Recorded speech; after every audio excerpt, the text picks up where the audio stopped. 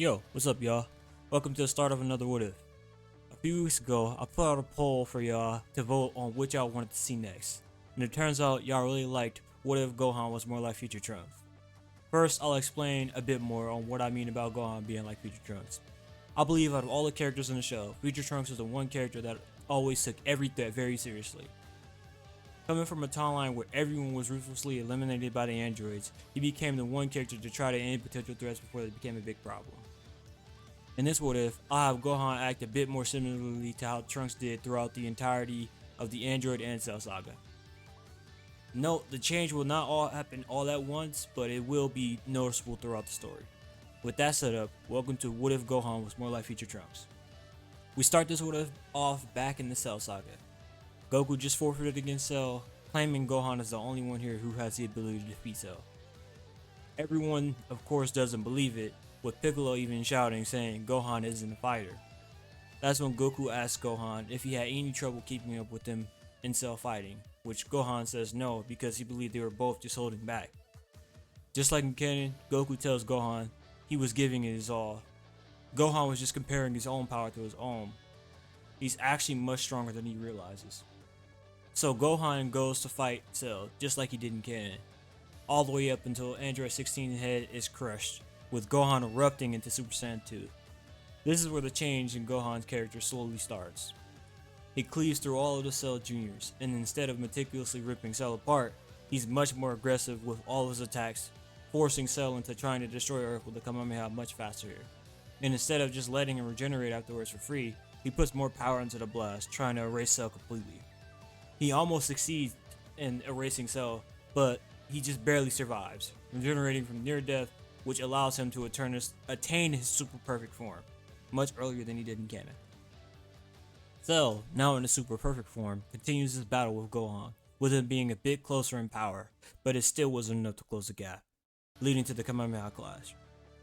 Gohan, not being nearly as injured, just uses his full power and completely overpowers Cell, eradicating every last trace of him off the planet.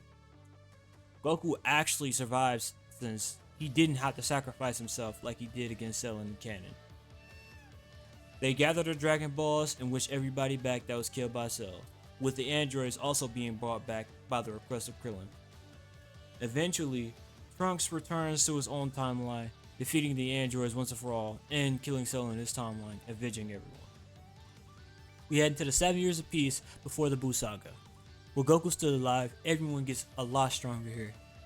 Goten is still born here, but unlike in canon, he's much stronger, and he's taught how to utilize Ki much earlier. Gohan does still end up going to high school, but he doesn't give up on training. He trains much more than he did in canon, but not as much as Goku and Vegeta. Vegeta is still having his rivalry with Goku, and is much more motivated to continue his training, and he eventually catches up to him in strength.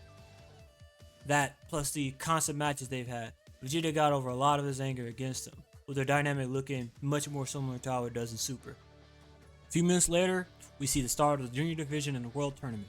With Vegeta being much stronger, Trunks is trained much harder, making their fight in the tournament much more impactful and impressive since they both have perfect control over Super Saiyan and are even close to unlocking Super Saiyan 2.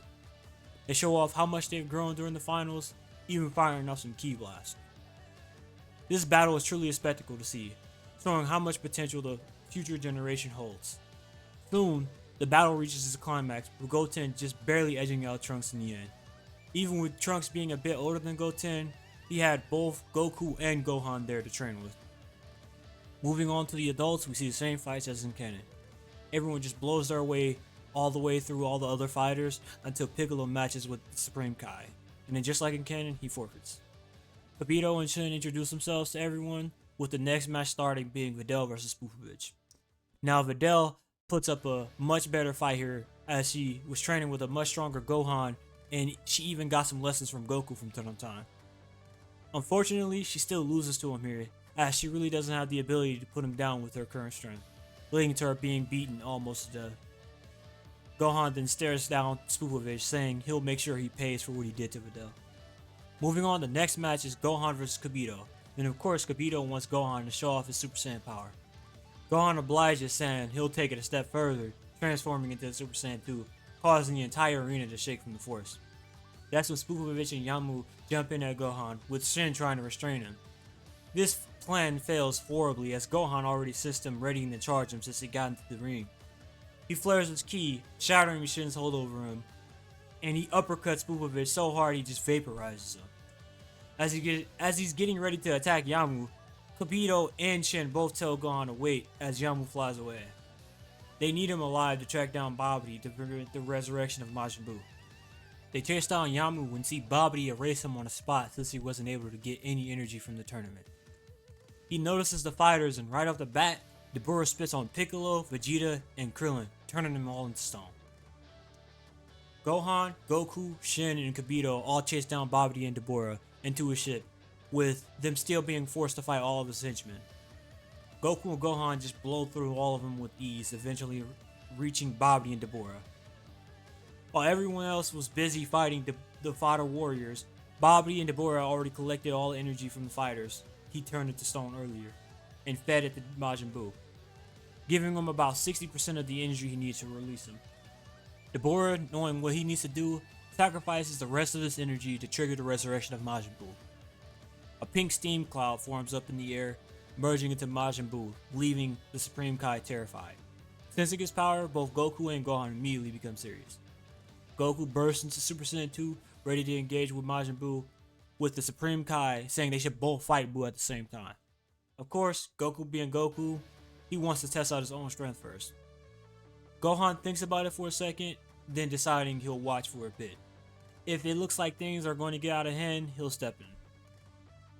We see Goku fighting Buu for a bit, with him doing slightly worse than he did in canon since he doesn't have Super Saiyan 3 here. Eventually, Babidi teleports them all to the World Tournament Arena, with Buu turning a large portion of the people there into candy, killing them. After seeing that, Gohan decides to step in, blocking one of his attacks before punching him in the air. He then launches a massive full power Kamehameha at Buu, eradicating every last bit of him off the face of the earth. Terrified, Babidi tries to use magic to do anything, but he gets one shot by Kibito, ending the Buu saga really quickly.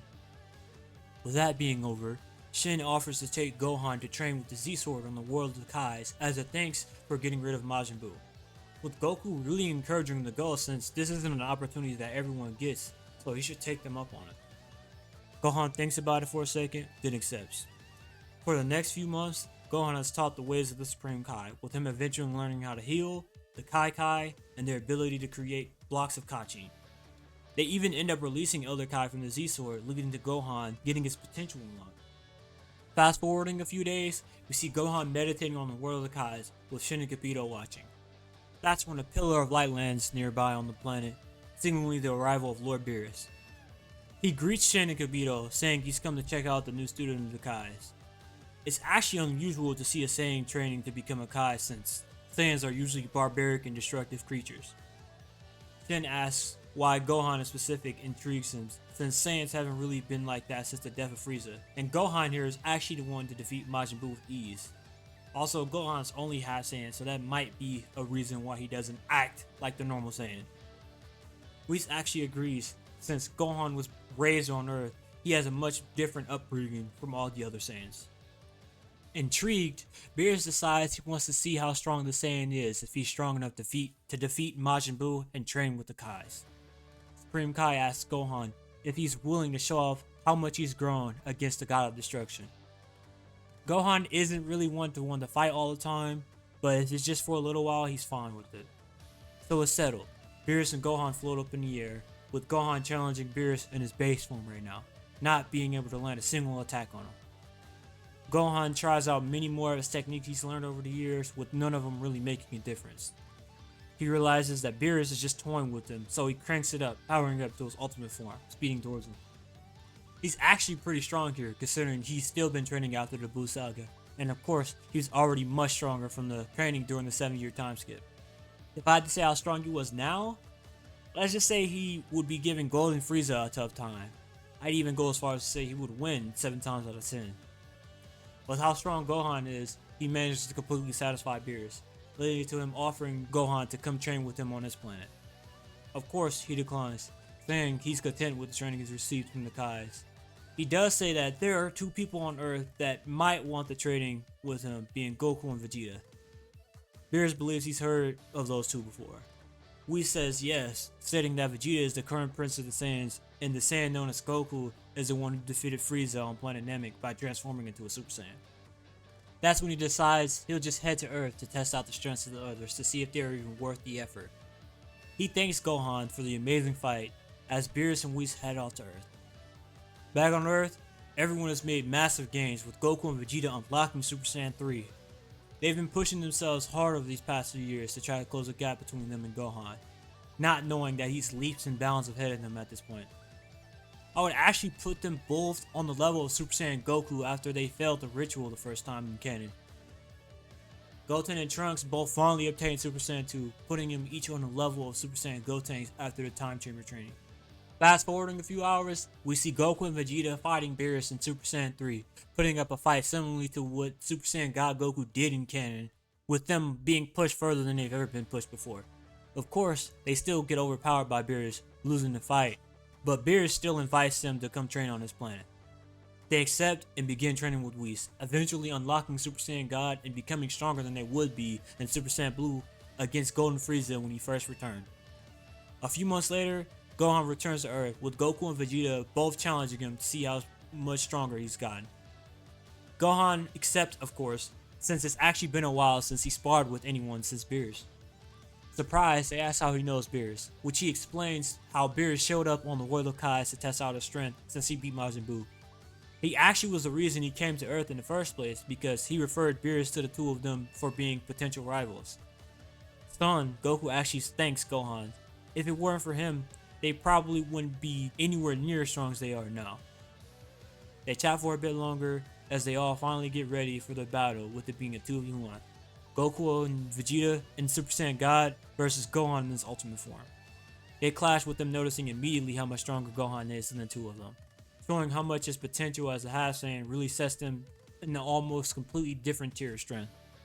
After some more trading back and forth, they end up in a beam clash with Gohan quickly starting to overpower them.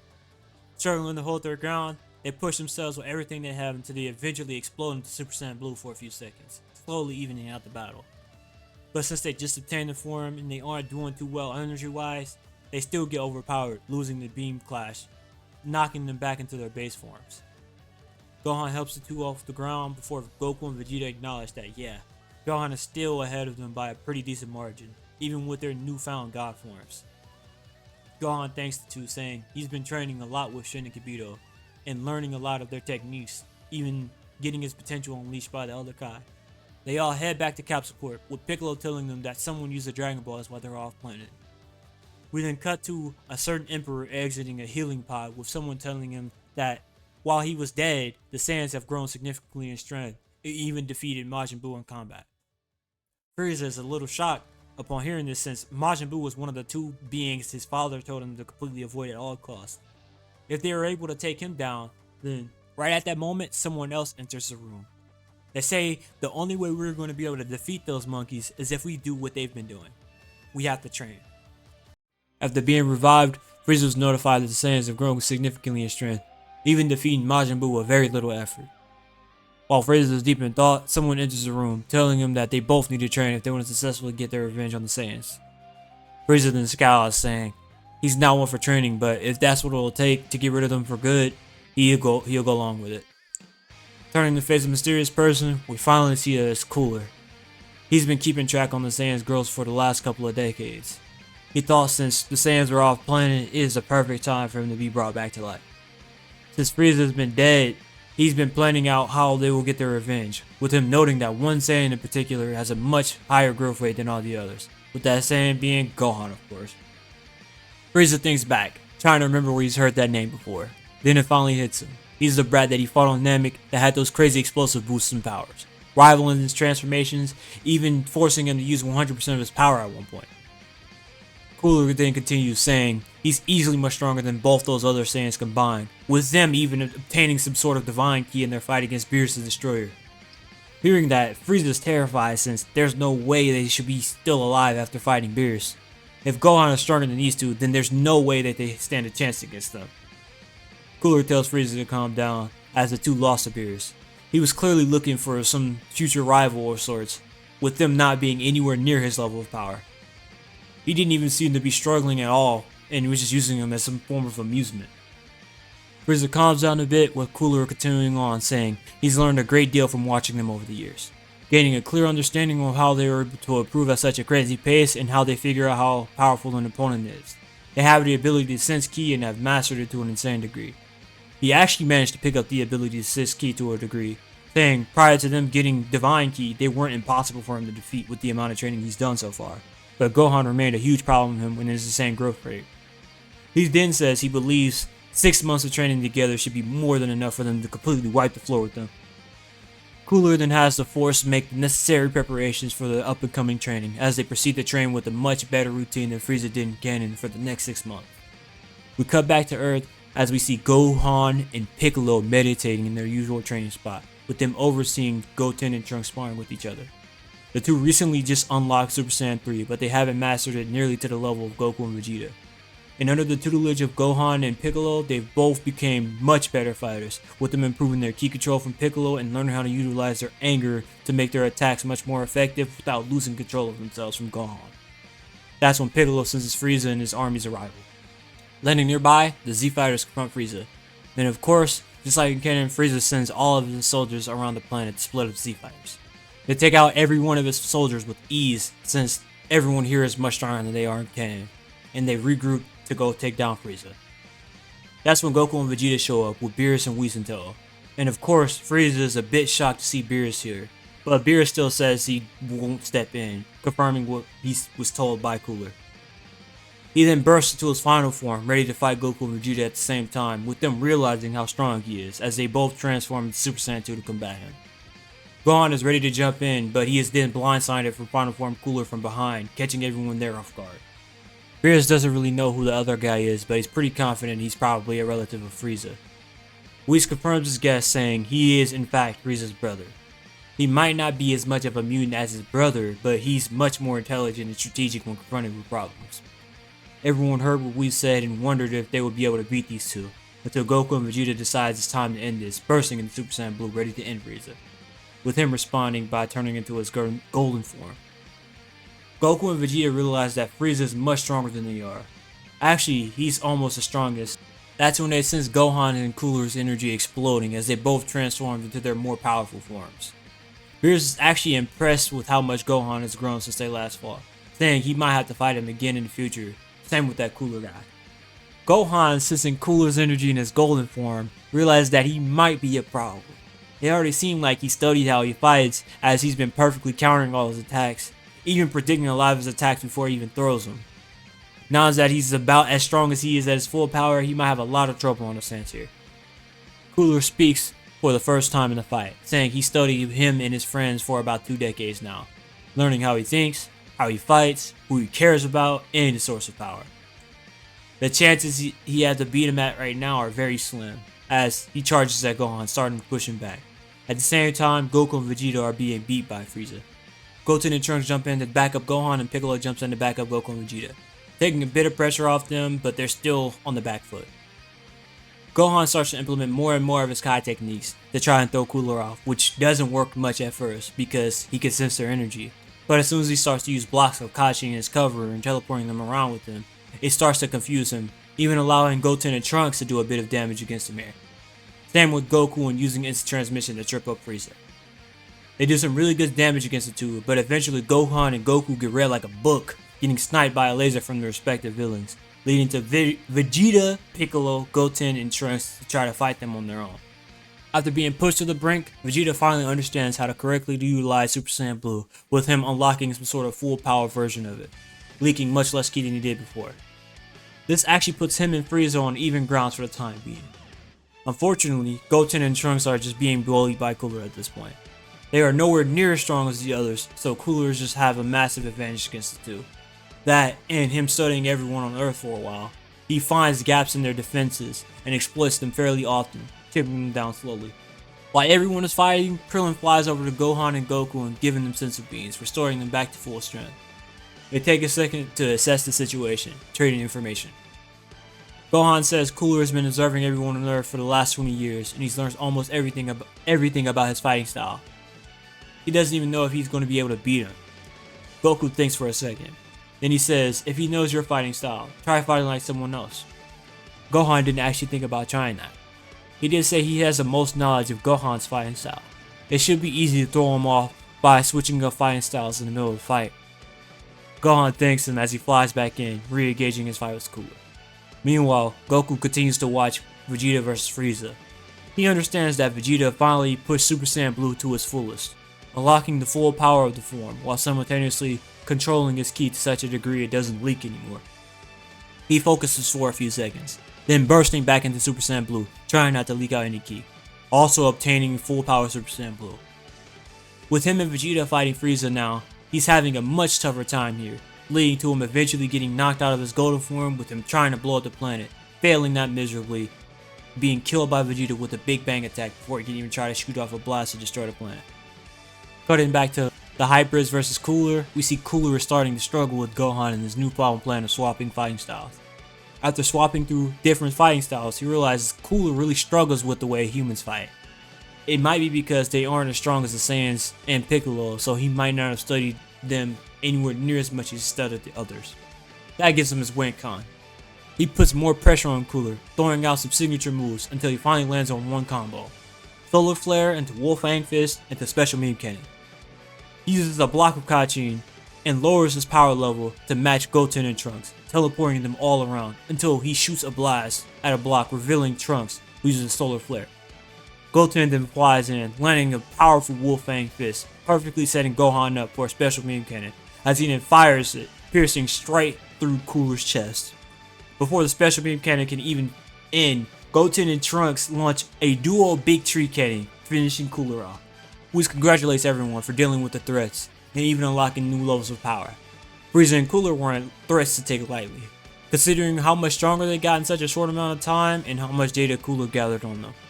The only reason they were able to successfully take them out was due to a bit of an oversight from Cooler, focusing too much on the Saiyans that he forgot that they could use each other's techniques and fighting styles. Beerus says Cooler was truly a formidable opponent. He's easily a better fighter and better ruler than Frieza ever was. He could have made for an amazing god of destruction if he wasn't evil like his brother, with Whis actually agreeing, saying he could have made for an even better god of destruction than Beerus with how put together he was. He also wasn't trigger happy and was showing lots of patience. Beerus tells Whis to shut up, then says they're going home, with Goku and Vegeta following shortly after. After seeing the performance against Cooler, Gohan takes Goten and Trunks to see Shin. He believes they're both ready to learn some new techniques and also get their potential unlocked. For the next few months, Goten and Trunks both train under Shin, Kibito, and Gohan, gaining new abilities and refining what they've learned against Gohan. With their new ultimate forms, they are on the same level as Goku and Vegeta in their previous fight against Golden Frieza. Speaking of Goku and Vegeta, they recently just participated in a Universe 6 vs Universe 7 tournament. They tried to invite Gohan and the boys to the team, but Gohan declines for the same reason he did in canon. They respect Gohan's decision, deciding to take the boys to test out their new forms. They fight first and almost sweep the entire tournament by themselves until they both get beat by Hit, since his time skip is a bit too much for them to deal with. Goku goes in, and of course, at this point he's so much stronger than Hit that it's not even funny. He wipes the floor with Hit and eliminates him with ease in Super Saiyan Blue. Zeno still appears like he did in canon, and he promises to hold a tournament with all the universes in the future since he really enjoyed watching them fight. Beerus still wishes for Earth and Universe 6 to be restored with the Super Dragon Balls just like it did in canon, slightly repairing the relationship between him and Champa. We then cut to another universe with a Kai watching over the tournament, and he's not a fan of the display of usage of godly power from the mortals. More specifically, Son Goku and his transformation they call Super Saiyan Blue. He believes it makes a mockery of true divinity, and mortals shouldn't be anywhere near the level of gods. This plants the seeds for the Zero Mortals plan in the future. Meanwhile, in the future timeline, everything is destroyed, and we see Trunks rushing back to Capsule Corp with the fuel for the time machine. He managed to make it to Bulma, and she finally fuels up the time machine, and right as he's about to take off, the wall nearby explodes, with a figure advancing forward, erasing Bulma with the Ki Blast as Trunks heads back to the present timeline. Black is then revealed from the smoke, wondering where Trunks ran off to. Then his time ring starts to react, pulling him to the present timeline, arriving shortly after Trunks. Goku and Vegeta both arrived on Earth to gather information from Trunks, with him telling them everything that's happened so far. That's when Black finally appears, catching the attention of Beerus, Whis, and Gohan. They all notice that he has a time ring on his finger and he has a Batara on his ear. Immediately they think that this guy might be a rogue Kai, but they would have to confirm that for themselves later. Goku fights him just like he did in canon until he finally gets dragged back to the future timeline. But before he goes, he still destroys the time machine. Gohan walks over to Beerus and Whis, and they chat for a bit, discussing the weird energy that Black was emitting. There's no mistaking it. He has imagery similar to a Kai. Whis confirms this, saying he might have an idea whose it is too. Next stop, Universe 10. Heading over to Universe 10, Gohan, Beerus, and Whis conversate about who that mysterious key signature belonged to, eventually coming to the conclusion that the one that matches Black's key signature the best is the Apprentice Supreme Kai of Universe 10, Zamasu. Arriving on the planet of the Kais in Universe 10, Whis and Beerus have a conversation with Goasu and Gohan walks over to speak to Zamasu. Zamasu, of course, knows who Gohan is, as they've met a few times already. In this timeline, he's still a bit irritated at mortals, but with his meetings with Gohan, it's changed his perspective bit by bit. Gohan tells Zamasu about the weird series of events that has transpired on Earth, even telling him about the suspicious warrior with a key signature not too different from his own.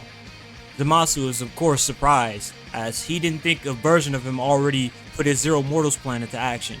Knowing that his plan has already started, he can't afford to be caught right before he continued to enact his own plan. Goasu shows Beerus and Whis the time rings, proving that they haven't been tampered with and none of them are missing from the box. With everyone's suspicions seemingly quelled, the visitors from Universe 7 take their leave. Cutting back to Beerus, Whis, and Gohan, we see them sitting not too far away watching through Whis' staff. Just as they planned, Gohan fed Zamasu pieces of information to see if he'd act earlier. Right on cue, Zamasu eliminates Goasu, prepared to enact his Zero Mortal plans much earlier than he expected. With the crime caught on Whis' staff, he rewinds time as they arrive back on the planet midway through Zamasu's attempt on Goasu's life. Beerus confronts Zamasu just like he did in canon, erasing him from resistance, so saving Goasu's life in the process. With that done, Beerus claims his work here is done, saying the people of Earth need to stop messing with time.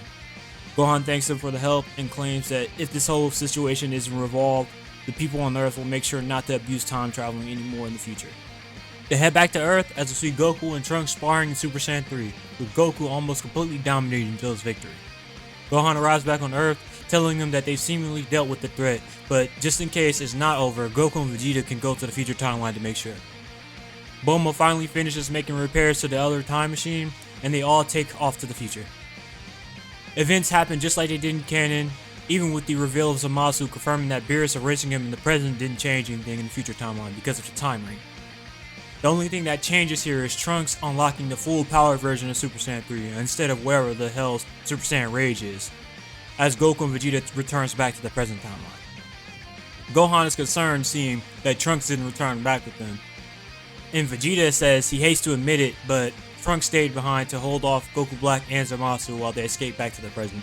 Gohan, finally realizing how serious the situation is, decides to accompany them to the future once the time machine is refueled. Fast forwarding a bit, Goku has learned the Mafuba and the time machine is ready to be used again, with everyone plus Gohan returning to the future. Immediately upon arrival, Goku and Vegeta flare their ki up, notifying Goku Black and Zamasu of their return to the future timeline.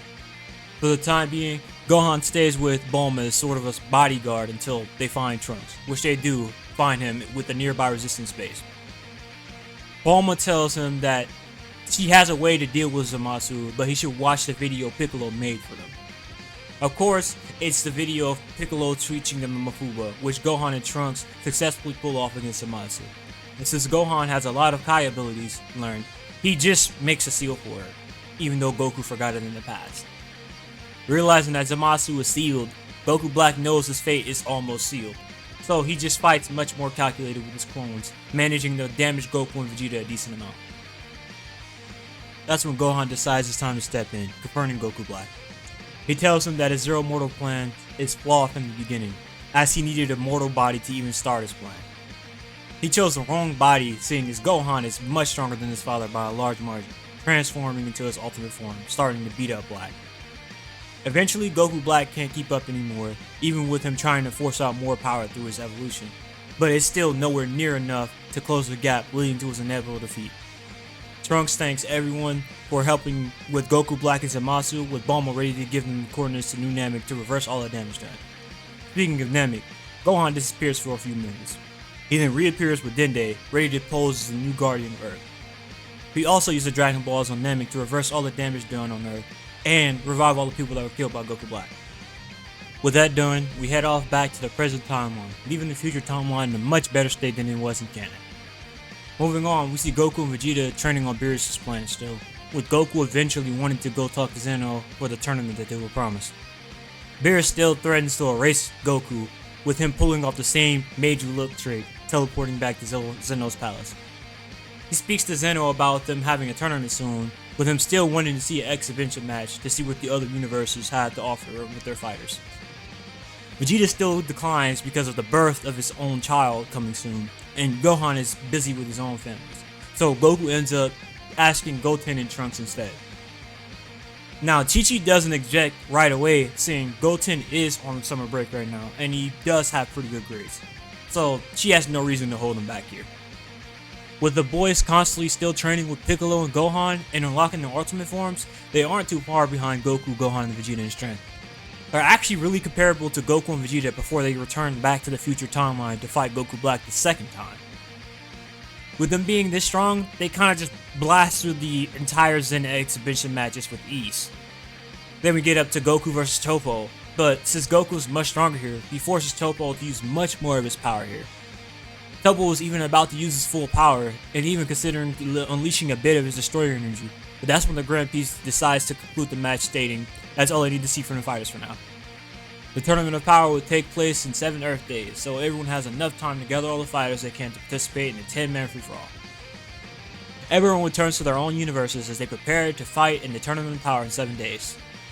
Fast forwarding a bit to the start of the tournament, we see the full team of Universe 7 being Goku, Vegeta, Gohan, Trunks, Goten, Piccolo, Yamcha, Master Roshi, Krillin, and Tien Shinhan.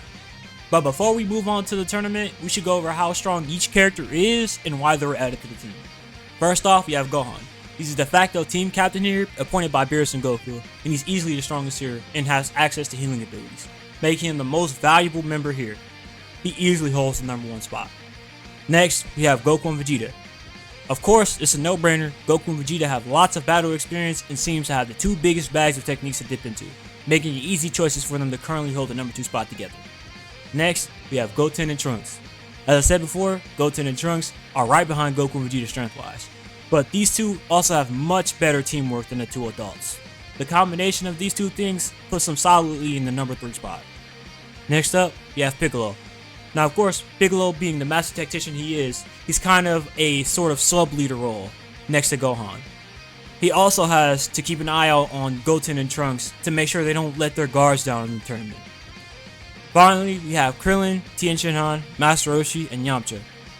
They all have their own abilities to make use of and specialize in different ways of combating many enemies, whether that is splitting themselves up into multiple clones, blinding them, stunning them, filling them away, or using precise energy ball to steer around cover to eliminate enemies from a safe distance away.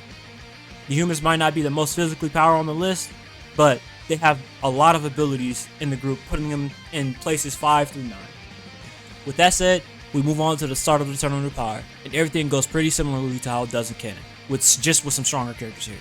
Up until the first universe is eliminated, there's little to no casualties. That's when we see Krillin and Tien being pressured by Frost and Vegeta until they're eventually picked off, being knocked out of the ring. Master Roshi, seeing this, decides it might be best to regroup with Yamcha and Piccolo as he makes his way towards them. Little by little, more universes start to be eliminated, with Goku eventually fighting Jiren just like he did in canon, unlocking Ultra Instinct Omni. But here he's actually much closer to mastering it than he was the first time he unlocked it in canon, with it looking much closer to his second awakening against Kefla. He still loses to Jiren, of course, but he's healed slightly by Gohan instead of being given energy like he was with Frieza. Speaking of Kefla, Goten and Trunks are straight bullying Kel and Caulifla, even when they have transformed into their more powerful forms. Eventually, they're forced to fuse against the two, shifting the tides in the battle a bit in their favor. But since Kel and Caulifla fuse, Goten and Trunks got the idea of trying it themselves. Chin throws a pair of Potara at the boys as they fuse into Trunk 10 for the first time. Just like before they fuse, they start to bully her once more until she's eventually unleashes all of her energy in a blind rage trying to eliminate them. But with a clear and level head, Trunk 10 just invades every attack, charging up a big tree cannon and eliminating her with a full power blast straight to the face. With tons of energy to spare, Trunk 10 flies around the ring at high speeds, taking out the weaker warriors until he gets a bit too ahead of himself, thinking he can take on Jiren. He charges at Jiren, launching a barrage of attacks, all of them being blocked or dodged. Gohan then jumps in, lending some backup and actually pushing Jiren into using much more of his power here, pushing a lot of the fighters out of the arena, with Roshi and Piccolo being the only two casualties from Universe 7. Vegeta continues to fight Toppo until he's forced into using his God of Destruction mode, and in turn, Vegeta finally breaks his limits, erupting its Super Saiyan Blue evolution, with him overpowering his Kais with just raw energy, knocking him right out of the ring. With Jiren as the last fighter of Universe 11 versus the 5 fighters of Universe 7, he finally unleashes his full power, putting everyone there on the back foot. Trunk 10 eventually defuses during all the chaos, and Goten and Trunks are eliminated pretty quickly, with Jiren then setting his sights on Vegeta next. He starts to very quickly put a lot of pressure on Vegeta until he's forced out of the ring. He then turns around looking at the last 2 remaining fighters of Universe 7, the father-son duo of Goku and Gohan. Jiren rushes the two down, beating Goku out of his transformation as he starts to clash with Gohan again, who's finally going all out. Jiren starts to push Gohan back more and more until he's finally kicked several times in the chest by Goku, who's standing back up in Ultra Instinct Omen, ready to fight him once more. The battle starts to heat up more and more, Goku and Gohan comboing off of each other, using all of their techniques to give them the biggest edge they can over Jiren. With his back against the wall and facing total elimination of his universe, Jiren finally breaks his limits as he charges at Goku and Gohan. They charge back at Jiren, colliding with each other, trying to overpower one another. Looking pretty even right now. That's when we see Jiren start to be pushed back bit by bit, when we see the hair of Goku and Gohan slowly blink white. With the final blink and pushing their power to the absolute max, reaching new levels of power, they eliminate each other from the tournament. The Grand Priest announces Universe 7 as the winner, as they still have one more fighter in the arena. Everyone looks over in shock as we all see the GOAT Yamcha holding onto a rock near the edge of the stage with a look of horror on his face. He climbs back up onto the stage, looking around at everything. Hearing what the Grand Priest said, he just smiles and shoots a thumbs up at the stands with a goofy smile on his face. He makes a wish to revive all the universes destroyed in the tournament, earning a smile from both the Grand Priest and Zeno. Everyone then returns to their universe, excited to see what the future holds. Following their intense victory at the Tournament of Power, Universe 7 falls back into a short era of peace. With no Frieza to retrieve Broly from planet Vampa, he stays there for the time being. Gohan goes back to Earth to try to fully unlock that transformation he tapped to against Jiren, but he's not managed to fully tap back into the power just yet.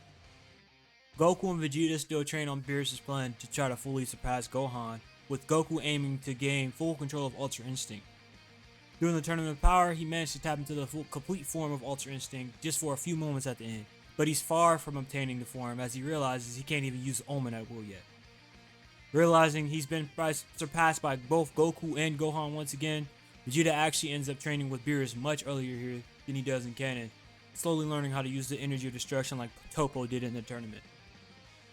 We fast forward a few months as we see Goku and Vegeta sparring on Beerus' planet in Super Saiyan Blue. Goku is currently trying to access Ultra Instinct Omen again, while Vegeta is trying to utilize energy of destruction in battle for the first time. Whis gets a call from Bulma on Earth telling them that Jocko and the Galactic Patrol have come to Earth looking for them, saying that Jocko needs help regathering some inmates that have escaped from the Galactic Patrol prison recently. With Jocko giving them more information on who the escaped prisoners are, they accept, seeing as it could be the best way for them to finally be given the push that they need to fully utilize the abilities that they've come to access. They are both given the Galactic Patrol symbol and are promoted to be temporary Galactic Patrol members. Of course, we still see the same scene with Goku trying to assist Moro, with him being sent back, terrifying him in the process before they finally head out to Namek. They meet Moro, and just like again, they engage with a fight with him, slowly coming to the realization that Moro is stealing their energy. By the time they fully realize what's going on, it's already too late, as they both have been drained of so much energy they can't even transform into mere Super Saiyans. Realizing how much energy the two had, Moro doesn't finish them off right away. He believes that they could be an amazing source of energy in the future. So, with his wish made and having his power regained, Moro leaves the planet. And with no Buu in this timeline, things happen a bit faster for Moro here. The galactic prisoner is then ransacked by Moro, releasing a lot more of the prisoners, with 7-3 being his main goal for Moro with his copy abilities. And just like in canon, Goku ends up training with Beerus, unlocking UI Almond and slowly tapping back into MUI. Vegeta, on the other hand, still goes to Yardrat, but he isn't there for long as he still has to work on the control of destruction energy. So he finishes up on Yardrat and immediately head back to Beerus' planet to train with Beerus for the rest of the time he had in canon. Gohan and the other fighters are all preparing for the arrival of Moro and his goons for a few months. That's when they see a ship enter the atmosphere, signifying his arrival. Just like in canon, everyone separates to fend off enemies in different areas of the planet, and since everyone's so much stronger here, they actually are winning pretty easily until 7-3 hits the field. 7-3 is much stronger than all the other prisoners there, so he's actually a challenge for Piccolo, managing to grab the back of his neck and gaining his abilities. With 7-3 running through most of the Z fighters, Goten and Trunks finally step in, showing off some new flashy team combos, and being careful to not allow 7-3 to gain their abilities. In the middle of the fight, we see Moro show up with Sagenbo, having him jump in, evening out the playing field a bit. The battle heats up a bit more with Trunks and Goten showing off more and more techniques they have in their bags, until Sagenbo is caught by a nasty combo attack from the boys. 7-3 starts to be beaten even easier because the boys are finally done playing around. So Moro gives Sagenbo more and more power to combat them, but of course this doesn't end well for him as he just explodes from the amount of energy he tries to contain.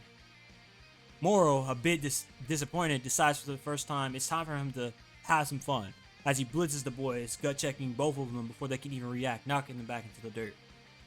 They get back up, dusting themselves off, looking at Moro for the first time. They shout out a few insults about him looking like a mountain goat before they get into the fighting stances.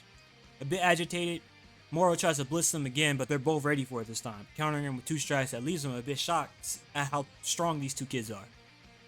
Clashing a bit more, it's obvious that the duo still aren't strong enough to beat him, especially when he started draining their energies, but that doesn't mean they're fighting for no reason. With Gohan watching from the sidelines, he finally believes he's gathered enough information on Moro and his abilities, so he steps in before Moro has the ability to finish the 2 off. Moro says it's about time he finally stepped up. He was starting to get bored toying with these kids. He knows Gohan is the strongest being on the planet, but for some reason he couldn't drain his energy ever since he and Sagenbo showed up. Gohan says he knows all about his abilities to absorb energy, so he decided to use some magic of his own, seeing he is an apprentice god. That intrigues Moro, as he didn't expect the Earthlings to even know how to use magic. This fight is going to be much more interesting than he thought. Gohan says he might be a human Saiyan hybrid, but he's also 100% him, powering up into his ultimate form, engaging in a fight with Moro. Right off the bat, we see Moro as not having a good time against Gohan. As I said before, Gohan was studying his fighting style ever since he arrived on the battlefield, making this fight look very one-sided. Eventually, Moro is forced into absorbing 7-3, evening out the playing field and even pushing it into a bit of Moro's favor. Goku and Vegeta finally arrive on the battlefield, but before they step in, they see Gohan is losing, but they still know he hasn't broken his limit slip yet, so they wait until they need to step in. Moro manages to copy Gohan's abilities at some point, gaining a much bigger advantage against him, pushing Gohan into using everything he could think of. With his back against the wall, Gohan finally breaks his limits, exploding into the beast form, turning the tides against Moro pretty quickly. Before Moro could even blink, Gohan Kaikai right in front of him, poking in the gem in his forehead, shattering it, removing his ability to copy from his arsenal just like that. He launches a few strikes so fast it doesn't even look like he's moved. That's when Gohan summons blocks of Kachin around Moro, holding him in place, before lifting him up in the air, blowing him into smithereens, similarly to how Vegeta does the dirty fireworks. With Moro defeated, all the other prisoners were taken back to the Galactic Patrol prison, even with 7-3 surviving due to him having Piccolo's abilities before he was absorbed by Moro, breaking off pieces of him to regenerate later. Beerus thanks everyone there before heading off, signifying the end of the Moro arc. Fast forwarding a few months, we see Goku and Gohan sparring. They both finally unlock their new forms and are testing them out against each other. There's still a pretty big gap in power, but Goku is still able to hang with Gohan for a little bit because of the evasiveness of Ultra Instinct. Vegeta knows he could probably contend with Gohan better than Goku can with his new Ultra Ego form, but he most likely gas out before he could beat him since he has to soak up a lot of damage to get stronger. Beerus is even more impressed with Gohan than he was before, saying they need to have the rematch soon. He's itching to test out this new form of his. Gohan smiles, saying once he's finally gained full control over his new form, he's down to fight him again, as it will be a really good test for him. With that said, we head into the Granola arc. Nothing much really changes here besides the fact that Frieza isn't like the overarching villain of the arc anymore. But that doesn't stop Granola from finding out that there are other Saiyans alive that are absurdly strong through an elect, leading to him still making the wish to be the strongest in the universe. With Gohan not really being active in this arc, I'll brush over it, what would happen very briefly. Goku and Vegeta end up on Prime Cereal, just like in canon, running into Granola. They get beat up a couple of times until Gas is still made the strongest by Elect. This then shifts to Granola fighting Gas and being beaten pretty brutally until Goku saves his life. Goku and Gas are fighting all over the galaxy, teleporting to different planets, with Goku leaving Gas stranded all the way in Timbuktu. Goku gets a flashback from the Scouter, realizing that he has to figure out his own path to Ultra Instinct, just like he did in Gas. Gas returns to the planet with Goku and Vegeta both fighting him at the same time. With Goku and Vegeta having a better grasp on their powers, Granola's blast that he did to try to eliminate Gas before is amped by Vegeta's destruction energy, so Gas is just erased on the spot instead of surviving it like he did in canon, being killed by Black Frieza. With Gas defeated, Granola ends up taking out Elect, but he doesn't kill the other two here, seeing as they aren't threats like Gas and Elect were. With that covered, we head back to Earth with the Regimen army being just as active as they were in canon. They have much better data recovered from all the fighters, with Gohan being the main catalyst for the major jump in power in the next arc. Gamma 1 and 2 find Piccolo training with Goten and Trunks, saying that their days of evil will come to an end as they charge at them. The three realize that these guys are actually pretty strong, so they can't afford to hold back here, powering up to their ultimate forms to combat them. With the upgraded data that they got from the Z Fighters, Gamma 1 and 2 are actually just as strong as current Goten and Trunks, if not a bit stronger. With how much the boys have been training, they would force Gohan into using his beast form to beat both of them, as they are both individually rivaling his ultimate form at this point. Similarly to how Cooler knew all of Z Fighters' fighting styles, they are actually being beaten here, even with the help of Piccolo giving them a numbers advantage. They eventually lose to the Gammas and are seemingly killed, or so they thought, as the Gammas leave, heading back to the Regimen Army headquarters, reporting to Magenta about their defeats. Goten, Trunks, and Piccolo wake up a few hours later and recover their strength with sensu beans they had stashed in their wristbands. They discuss about the foes they just encountered, with Piccolo saying that those guys must have been androids from the Regimen Army.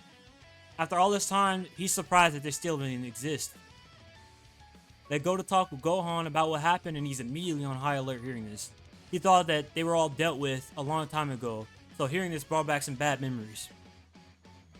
They come up with a plan with Goten, Trunks, and Piccolo all infiltrating the Red Ribbon Army using costumes, figuring out all their plans, leading to Piccolo suggesting the usage of Pan as a hostage to draw Gohan. Magenta thinks it's an amazing idea, with the Gammas and Dr. Hato not really being able to disagree with the actions at this point. So, just like in canon, they send a video to Gohan with Pan being held as a hostage to lure him there to kill him, not knowing that they're actually just been playing along the part of the plan with the Z Fighters. Gohan shows up and is jumped by both Gammas 1 and 2. That was until Goten and Trunks and Piccolo all revealed themselves, jumping in, making the fight a 2v4, that they're losing horribly to them. Magenta sees this and decides, execute Order 66, releasing Cell Max into the battlefield, revealing to Gamma 1 and 2 that the Regimen Army were the villains the whole time, shattering their beliefs into pieces. Everyone shifts their attention to Cell Max, with him rampaging through all the fighters, hitting all of the attacks, catching them off guard. Gohan powers up into his beast form, drawing a lot of attention to himself, but he's actually able to fight him off very well here. With the increases of strength of every fighter here, that of course means Cell's max power is buffed out the wazoo. So instead of just one-tapping him, he actually has to fight him with every other fighter here to not get overwhelmed. Goten and Gamma 1 are starting to use combo attacks here a bit, with Gamma 2 and Trunks covering them with blasts to try to create openings for Gohan and Piccolo to land attacks on Cell Max. They manage to chip away a bit at Cell Max until Dr. Hato finally reveals that his weak point is in his head, and if they can destroy his core, they can defeat the monster. Hearing that, they're invigorated with newfound power. They all charge up with all their might, blasting off at Cell. Gohan, Trunks, and Goten all summon blocks of Kanchin, with Goten, Trunks, Gamma 1, Gamma 2, and Piccolo bouncing all around the blocks, with Gamma 1 and 2 shooting full power blasts at him constantly to annoy him, and Goten, Trunks, and Piccolo charging up blasts to hit him with. Goten, Trunks, and Piccolo jump into the air, and as soon as they do that, Gohan collapses all the blocks of Kanchin around Cell Max, impeding his movements momentarily, as the three blasts at Cell. And then Gohan finally unleashes a full power special beam cannon at its core, destroying it. Cell Max explodes, ending the threat of the Red Ribbon Army in the superhero arc once and for all. Dr. Hado and the Gammas apologize for the problems that they've caused, not realizing that they were completely misguided by the Red Ribbon Army. The group decides not to hold this against them, but they should form their own opinions of people and not blindly follow what others have told them. A few days later, the Gammas and Dr. Hado are all offered positions at Capsule Corp by Bulma to kind of repay the planet back for what they've done. A few weeks later, Goten, Gohan, Trunks, and Piccolo are all training on Earth, when Goku pops in asking if they want to head over to Beerus' planet for a quick battle. They all accept, of course, heading over, ready for the battle of a lifetime. First, Goku fights Goten, being forced into using MUI surprisingly, as Goten is actually almost as strong as Goku is here. Goku still has the advantage with MUI, of course, so he still comes out on top. Trunks then fights Vegeta next, and just like Goten, he falls short of being able to beat Vegeta. Next, we have Goku and Vegeta both fighting Gohan like they did on Earth before, and even with their new transformations, Gohan is still comfortably beating both of them at the same time. Beerus and Whis both watch this with great interest, seeing how much all the Saiyans have grown in a short time, believing that Gohan could very well be the next God of Destruction, but we both know that he doesn't want to go down that route. They continue chatting until randomly Goten and Trunks and Piccolo jump in, attacking everyone there. Ki blasts are flying everywhere until eventually one hits Beerus right in the face. Enraged, Beerus flies up and punches Goku right in the face, joining the all-out brawl. A few hours later, we see Gohan and Beerus being the last two standing, as they charge up blasts, being stopped by Whis before they can even collide. They both land on the ground with everyone growing a huge smile on their faces, giving a thumbs up to each other. With that, we end this part off here, with everyone having a big brawl at the end. What do you guys think about this what if? As always, remember to like and subscribe, and leave a comment below of your thoughts and ideas for future what ifs. The next what if will be surrounding another forgotten Saiyan from the Saiyan saga. Catch y'all next time. Peace.